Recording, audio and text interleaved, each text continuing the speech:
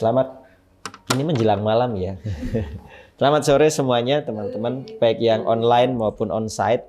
Ya, bersyukur kepada Tuhan pada saat ini kita kembali diberi kesempatan untuk belajar kebenaran firman Tuhan. Hari ini kita akan belajar tentang teladan, di mana teladan yang akan kita pelajari saat ini adalah teladan dari jemaat yang ada di Tesalonika. Rupanya jemaat di Tesalonika itu salah satu jemaat yang cukup berbuah sehingga Paulus menyuratinya dengan penuh ucapan syukur. Hal yang membuat Paulus mengucap syukur adalah jemaat di Tesalonika dengan teladannya ternyata membuat atau memberi dampak yang besar, tidak hanya di dalam skup kehidupan mereka dalam berjemaat, tapi mereka memberi atau berdampak bagi masyarakat yang lebih luas dan bahkan masyarakat yang dalam hal ini disebut kota-kota lain. Bahkan kota Akaya, kota Makedonia, mereka banyak yang mengenal Tuhan gara-gara jemaat di Tesalonika. Saudara yang terkasih dalam Kristus, firman Tuhan pada kesempatan hari ini kita ambil di dalam 1 Tesalonika 1. 1 Tesalonika 1 ayat 2 sampai 10. LAI memberikan judul perikop yaitu buah pemberitaan Paulus. Ya. Saya ulang lagi, pelajaran pada saat ini kita akan memulai atau membaca dalam 1 Tesalonika 1 ayat 2 sampai 10. Mari kita akan baca bersama-sama. Silakan Bapak Ibu Saudara baik online maupun onsite membaca bersama saya. 1, 2, 3. Buah pemberitaan Paulus. Kami selalu mengucap syukur kepada Allah karena kamu semua dan menyebut kamu dalam doa kami. Sebab kami selalu mengingat pekerjaan imanmu, usaha kasihmu, dan ketekunan pengharapanmu kepada Tuhan kita Yesus Kristus di hadapan Allah dan Bapa kita. Dan kami tahu, hai saudara-saudara yang dikasihi Allah, bahwa Ia telah memilih kamu. Sebab Injil yang kami beritakan bukan disampaikan kepada kamu dengan kata-kata saja, tetapi juga dengan kekuatan oleh Roh Kudus dan dengan suatu kepastian yang kokoh. Memang kamu tahu bagaimana kami bekerja di antara kamu oleh karena kamu. Dan kamu telah menjadi penurut kami dan penurut Tuhan. Dalam penindasan yang berat, kamu telah menerima firman itu dengan sukacita yang dikerjakan oleh Roh Kudus. Sehingga kamu telah menjadi teladan untuk semua orang percaya di wilayah Makedonia dan Akaya. Karena dari antara kamu firman Tuhan bergema bukan hanya di Makedonia dan Akaya saja, tetapi di semua tempat telah tersiar kabar tentang imanmu kepada Allah. Sehingga kami tidak usah mengatakan apa-apa tentang hal itu. Sebab mereka sendiri bercerita tentang kami, bagaimana kamu sambut dan bagaimana kamu berbalik dari berhala-berhala kepada Allah untuk melayani Allah yang hidup dan yang benar, dan untuk menantikan kedatangan anaknya dari surga yang telah dibangkitkannya dari antara orang mati, yaitu Yesus yang menyelamatkan kita dari murka yang. Saudara, ketika kita baca firman Tuhan ini, sekilas kita melihat bahwa Rasul Paulus ketika melayani jemaat di Tesalonika itu tidak hanya sekedar pelayanan verbal saja, tapi ada kuasa yang menyertainya. Dikatakan ayat 5, sebab Injil yang kami beritakan bukan disampaikan kepada kamu dengan kata-kata saja, tetapi juga dengan kekuatan oleh Roh Kudus dan dengan suatu kepastian yang kokoh. Saudara yang terkasih dalam Yesus Kristus, dalam kehidupan kita sebagai orang percaya, kita meyakini bahwa dalam setiap pelayanan kita bekerja sama dengan Roh Kudus. Kita meyakini bahwa segala berita kabar baik, khususnya berita Injil, itu adalah berita kekuatan atau berita yang disertai kuasa Roh Kudus. Oleh karena itu saudara yang terkasih dalam Yesus Kristus, kita akan meyakini pada waktunya Tuhan akan cukup banyak orang-orang boleh mendengar, akan cukup banyak orang menjadi percaya dan menerima Yesus sebagai satu-satunya Tuhan dan Juru Selamat. Saudara, pada saat ini yang akan saya bagikan dalam firman Tuhan ini bukan tentang latar belakangnya dulu, tetapi dampak setelah orang itu mendengar kabar baik. Ketika mereka menjadi percaya dan menjadi sebuah komunitas, dampaknya apa? maka LAI itu menuliskan tentang atau judulnya adalah buah pemberitaan Paulus. Saudara, judul pada sore hari ini firman Tuhan saya beri judul teladan kekristenan yang berbuah. Sekali lagi saya berikan judul teladan kekristenan yang berbuah. Saudara, sebagai orang percaya, sebagai pengikut Kristus, kita harus menjadi teladan, harus menjadi contoh bagi orang di sekitar kita, sehingga mereka dapat melihat Kristus dalam kehidupan kita, sekalipun mungkin kita belum membicarakan secara verbal. Saudara, di ayat yang ke-7 ini dikatakan sehingga kamu telah menjadi teladan untuk semua orang yang percaya di wilayah Makedonia dan Akaya. Jemaat di Tesalonika menjadi teladan. Karena mereka dalam hal ini kita bisa melihat mereka begitu berbuah. Dan pada saat ini mari kita mengimani bahwa kita pun adalah jemaat yang dapat memberi dampak yang baik, yaitu kita menjadi teladan. Saudara, bagaimana jemaat di Tesalonika menjadi teladan kekristenan yang berbuah? Yang pertama, kita akan firman Tuhan ini fokus di ayat 2. Yang pertama yang bisa kita pelajari, Paulus menuliskan betapa jemaat di Tesalonika pada waktu itu adalah jemaat yang melakukan pekerjaan iman dengan benar dan baik. Ayat 3, sebab kami selalu mengingat pekerjaan imanmu. Mengingat pertama pekerjaan imanmu. Saudara yang terkasih dalam Kristus, sebagai orang percaya pada waktu itu tidak mudah ketika mereka ada di dalam banyak sekali pengajaran. Dan juga tidak mudah ketika mereka ada di dalam aniaya. Karena ayat yang ke-6 itu dikatakan, dan kamu telah menjadi penurut kami dan penurut Tuhan dalam penindasan yang berat. Kamu telah menerima firman itu dengan sukacita yang dikerjakan oleh Roh Kudus. Jadi saudara, ketika jemaat di Tesalonika mengalami berbagai macam intimidasi, berbagai macam penindasan, mereka tetap menjadi pribadi-pribadi yang mengerjakan iman dengan baik. Pekerjaan imanmu. Saudara, pekerjaan imanmu ini bukan seperti kita memiliki pekerjaan guru, pekerjaan dokter, pekerjaan sopir dan lain sebagainya. Tapi ini berkaitan dengan iman tanpa perbuatan pada hakikatnya mati. Kerjakanlah keselamatanmu. Ini bicara tentang itu. Saudara yang terkasih, jemaat di Tesalonika benar-benar mengerjakan imannya. Sungguh-sungguh mengimani bahwa Yesus adalah satu-satunya Tuhan dan Juru Selamat. Dan jemaat di Tesalonika membagikan tentunya. Pekerjaan iman ini adalah pekerjaan yang mempercayai bahwa dirinya diselamatkan. Dan juga mempercayakan hidupnya kepada Tuhan. Dan tentunya membagikan sebagai kesaksian yang hidup. Saudara, jemaat di Tesalonika membagikan imannya kepada banyak orang. Sehingga sehingga orang-orang di Makedonia, orang-orang di Akaya, dan bahkan dikatakan di sini tadi bukan hanya di Makedonia dan Akaya saja, tetapi di semua tempat telah tersiar.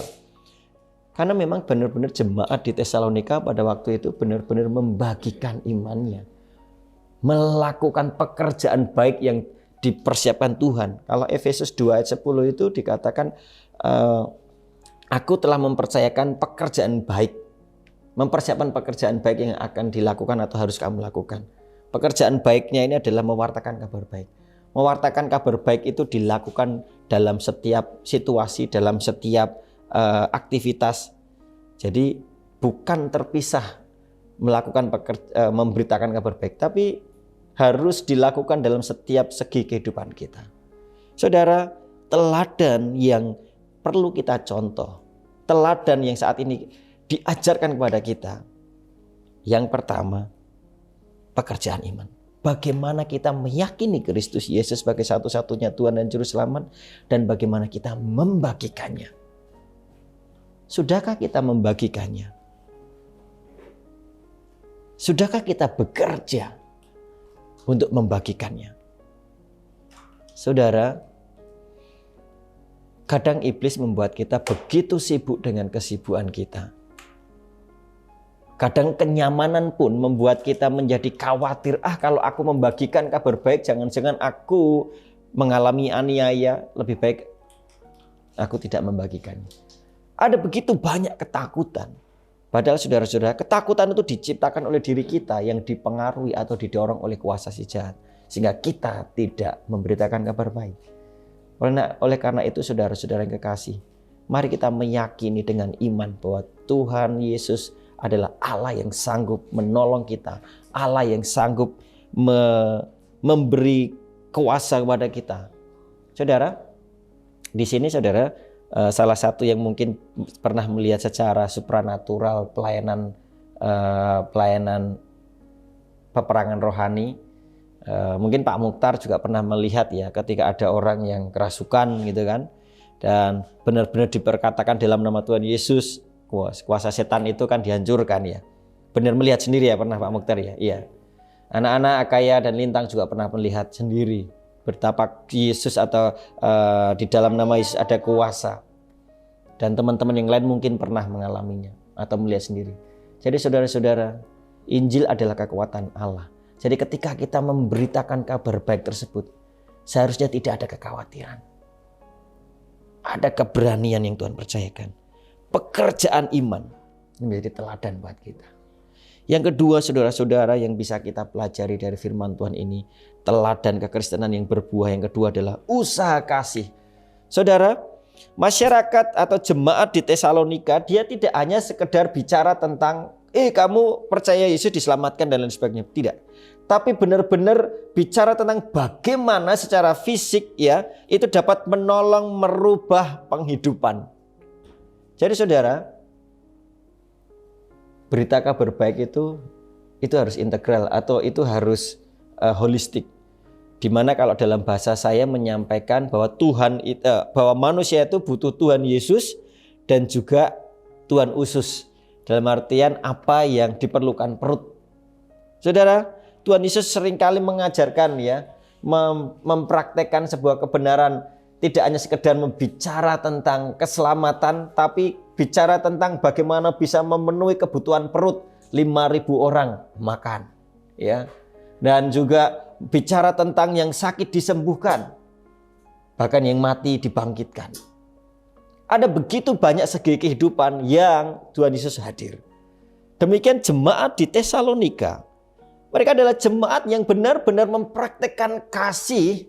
Sehingga kehidupan mereka, sehingga komunitas mereka dipandang sebagai komunitas yang begitu baik adanya.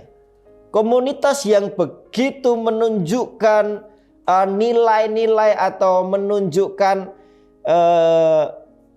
menunjukkan kepribadian yang lebih dari rata-rata. Saudara yang terkasih, dikatakan di sini adalah usaha, sebab kami selalu mengingat pekerjaan imanmu. Yang pertama, berikut usaha kasihmu. Saudara, tentunya di sini ini bicara tentang bagaimana jemaat di Tesalonika pun ikut berbagi kepada mereka di saat atau di tengah penderitaan atau di tengah penindasan. Saudara, ketika kita berbagi di saat kita punya atau ketika memiliki segalanya, itu tetap baik. Tapi ketika kita diberi kesempatan Tuhan untuk berbagi atau menolong di saat ada kekurangan kita, itu pengorbanan. Saudara yang terkasih dalam Yesus Kristus, pertanyaan bagi kita, apa yang sudah kita bagikan dalam wujud praktek kasih kita kepada sesama kita? Saudara, salah satu yang dapat kita syukuri pada saat ini, Tuhan beri kesempatan kita untuk berbagi dalam kasih kepada masyarakat di sekitar sini, yang salah satunya membagikan kesempatan untuk mendampingi mereka dalam belajar. Ini wujud nyata. Betapa kita mengasihi mereka, betapa kita merindukan mereka pun menjadi anak-anak yang cerdas, betapa kita merindukan mereka menjadi anak-anak yang benar-benar memiliki cita-cita yang sehat. Sebenarnya tidak hanya sekedar kita rindu bahwa mereka memiliki cita-cita yang sehat, tapi sebenarnya pun kita mendorong mereka bercita-cita. Seringkali ketika tanya, cita-citamu apa? Ya kalau AKI udah jelas itu ajarnya. Tapi cukup banyak anak-anak yang kita layani ini nggak punya pandangan ke depan tuh mau ngapain. Ya gitu-gitu aja. Bahkan mereka banyak diajarkan hal-hal yang tidak menerapkan kasih. Ya seperti yang sering saya sampaikan, betapa mereka dengan entengnya menyampaikan bahwa Kak Aga itu kafir ya, Kak Stefani itu kafir ya. Mereka nggak salah, karena mereka memang diajar seperti itu. Ajarannya memang banyaknya seperti itu. Oleh karena itu kita hadir, membuka wawasan kepada mereka bahwa setiap kita adalah sama di mata Tuhan. Saudara yang terkasih dalam Yesus Kristus, mari kita lebih lagi dalam mewujudkan usaha kasih kita kepada sesama. Mari kita bergandeng tangan bersama-sama menunjukkan usaha kasih bagi sesama. Yang terakhir saudara-saudara, teladan apa yang dapat kita pelajari melalui Tesalonika ini? Teladan kekristenan yang berbuah. Yang ketiga adalah tekun dalam pengharapan. Masih ayat yang ketiga. Sebab kami selalu mengingat pekerjaan imanmu yang pertama. Yang kedua, usaha kasihmu.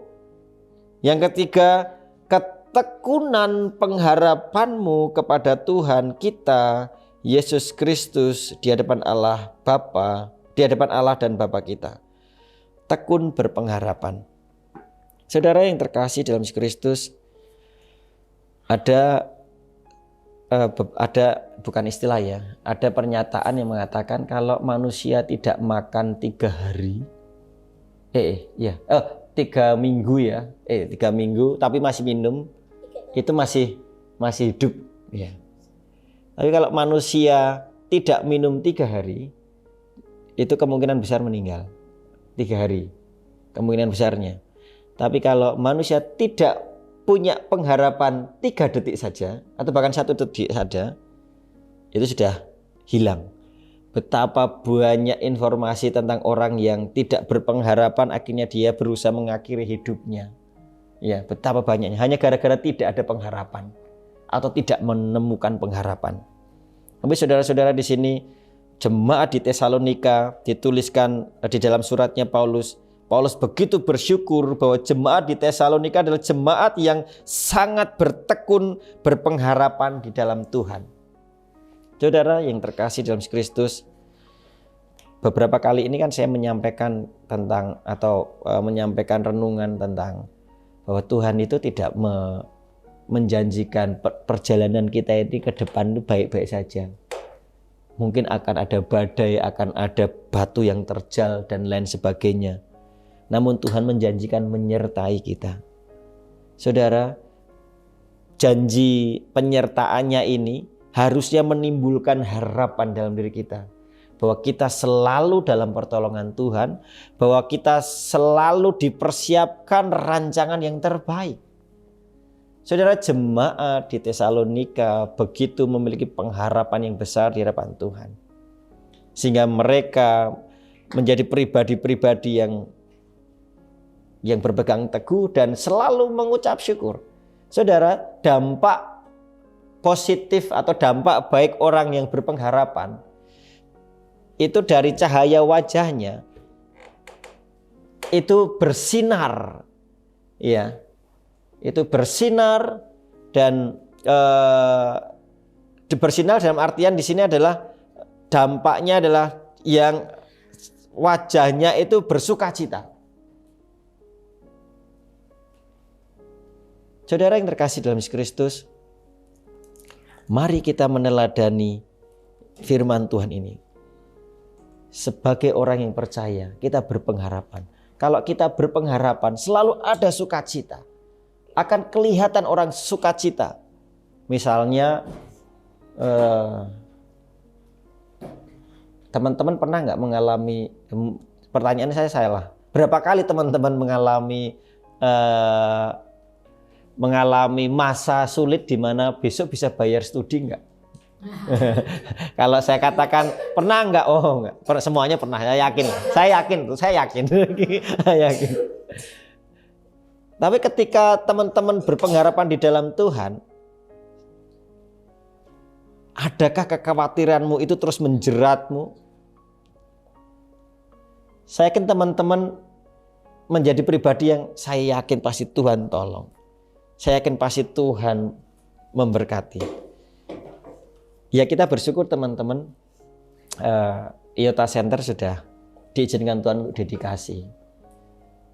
Kalau teman-teman melihat video perjuangannya itu atau cerita di balik layar itu, betapa banyaknya kejadian di mana pembangunan harus berhenti. Tapi tetap ada sukacita di situ. Karena Tuhan tetap menunjukkan kasih-Nya. Karena dalam hal ini kita berpengharapan. Dan bahkan saat ini saudara-saudara, yang saya dapati dari Tuhan itu begini. Bahwa pembangunan yang terjadi saat ini, ya, atau yang sudah dedikasi ini, ternyata ini baru permulaan. Sebelumnya merasa kita sesuatu yang sangat besar, sangat berat untuk dikerjakan. Tapi saat sudah jadi ini, dapat pengertian, ini baru permulaan.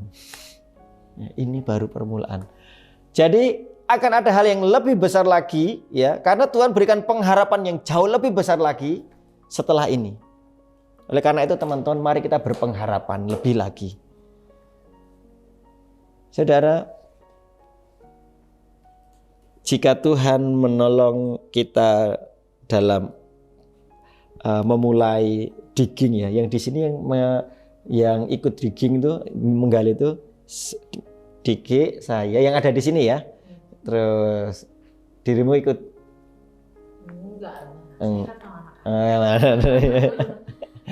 Ya, jadi Sasa ya, saya juga, Novi, Rio gitu kan, panas-panas. 3 cangkulan sudah. Ini oke, enggak apa-apa. Iya, mengenam besi. Enggak kena. Kamu masih di Musi sana. Jauh di sana.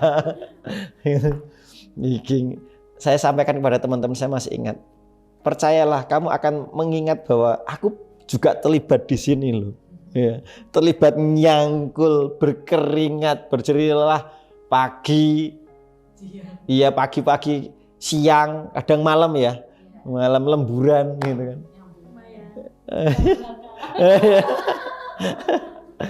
Iya, puji Tuhan, Tuhan baik. Ya. Tuhan sangat baik.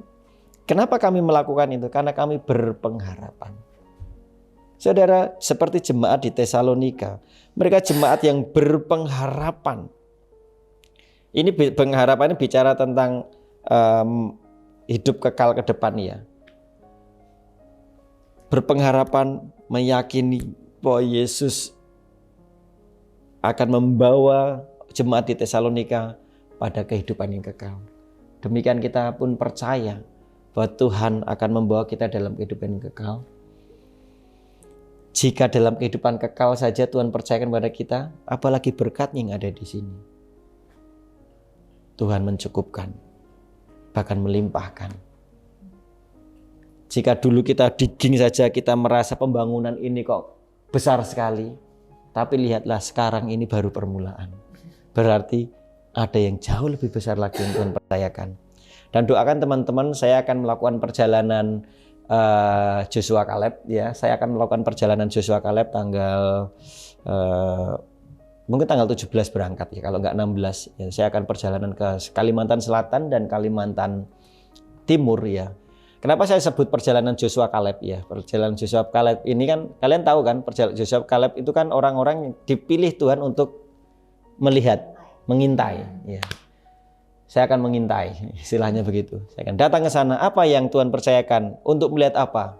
Untuk melihat kesempatan melayani dengan kesempatan yang lebih besar lagi. Tanahnya yang jauh lebih besar, bangunannya yang lebih besar, dampaknya yang lebih besar. Tapi intai dulu. Sehingga di tahun ini kita doakan dan tahun depan mulai beriman. Kalau perlu semua teman-teman nanti ikut gali juga. Ikut gali, belum ada apa-apa ikut gali. Enggak apa-apa, Abraham dulu belum apa-apa sudah yakin dulu. Sudah berangkat dulu ya. Ya doakan perjalanan saya tanggal yaitu kurang lebih 17, sebenarnya belum fix tanggal berapa, tapi yang pasti 19 saya sudah harus di sana. 19 di Kalimantan Selatan, dan antara sebelumnya atau sesudahnya saya akan di Kalimantan Timur. Saya tidak ada kenalan di sana ya. Belum tahu jalannya ke IKN itu bagaimana, apakah di sana ada hotel atau tenda ya, saya bawa tenda atau tidak belum tahu, atau bawa tikar saja atau bawa sleeping bag lah minimal aman ya. Semoga di sana ada SPBU gitu kan yang bisa digelar di depan SPBU dan tidur di situ. Tapi saya sudah searching perjalanannya ke sana ada 2 cara, yang satu Damri dari Balikpapan, yang kedua sewa mobil sendiri ya. Sewa mobil sendiri kalau memang bisa lepas kunci sih saya lebih suka sebenarnya. Saya sewa sehingga saya bisa explore ya. Kalau nanti ke sana saya tetap pakai Google ya, bukan Google Form ya. Google Map gitu kan. Google Translate. Ada, dulu Pak Jokowi aja ke sana kok. Oh iya. Ada lah di sana IKN. Loh, aku anak Tuhan. Wah, more than presiden dong. Haleluya. Boleh. Ya. Dan salah satunya adalah perjalanan Kaleb dan Joshua itu karena kaitannya dengan pelayanan lintas budaya dan lintas negara ya. Karena saya sedang mencoba melihat dengan jelas potensinya IKN tersambung dengan Malaysia. Karena saya kalau yang di Sabah, saya sudah melihat jalan di Sabah itu yang didedikasikan akan masuk ke Kalimantan. Ya, jadi highway-nya sudah dibuat. Ya, highway-nya dari Kucing sampai sampai mana ya? Pitas atau apa sudah mulai ada pembangunan ya. Cuma dari Sabah itu yang ke Pitas itu belum beres, baru di kotanya Kinabalunya. Di Kinabalu. Jadi dari situ saya meyakini ini pasti akan ada highway dari Kinabalu sampai ke IKN. Saya meyakini ini akan ada kereta cepat Kinabalu sampai IKN. Ya, makanya saya berdoa untuk kesempatan perjalanan Joshua Kaleb untuk melihat itu. Bahkan dari situ nanti bisa ke Filipina dan lain sebagainya. Dari situ itu pintu terbuka lebih luas lagi. Ya. Dan puji itu, oleh karena itu saya baru IOTA Center itu baru titik, benar-benar baru IOTA. Baru IOTA. Iya, benar-benar baru IOTA. Iya, baru titik saja. Akan ada yang lebih besar lagi, gitu kan. Jadi demikian teman-teman, ada pengharapan. Ada pengharapan dan saya yakin teman-teman pun juga mengalami berharap pada Tuhan. Ketika teman-teman melihat kesaksian-kesaksian yang nyata, yang real, teman-teman pun akan mengamini, meyakini bahwa hal yang besar yang Anda lihat pun akan terjadi dalam kehidupan Anda. Mari berjalan bersama Tuhan, mari terus bersandar, dan tentunya saudara-saudara, mari kita terus menjadi teladan kekristenan yang berbuah. Mari kita berdoa. Kami bersyukur Tuhan Yesus Engkau baik dan mengasihi kami. Bersyukur buat pertolongan-Mu. Tuhan, kami meyakini bahwa pengajaran-Mu adalah juga pengajaran buat kami. Di mana jemaat di Tesalonika menjadi teladan yang baik. Sehingga masyarakat di Tesalonika secara luas, masyarakat di Makedonia dan masyarakat di Akaya dan daerah-daerah yang lain melihat kasih-Mu melalui teladan-teladan hidup orang-orang atau jemaat di Tesalonika. Dan biarlah melalui kami Tuhan, masyarakat yang ada di Patemon, Sekaran, Semarang, Jawa Tengah, dan bahkan Indonesia dan bangsa-bangsa yang lain boleh melihat kasih-Mu melalui teladan hidup kami. Terpujilah nama Tuhan Yesus, Engkau yang memberkati kami, Engkau yang terus tuntun kami dan berkati kami. Dalam nama Tuhan Yesus kami berdoa dan mengucap syukur. Haleluya. Amin. Shalom.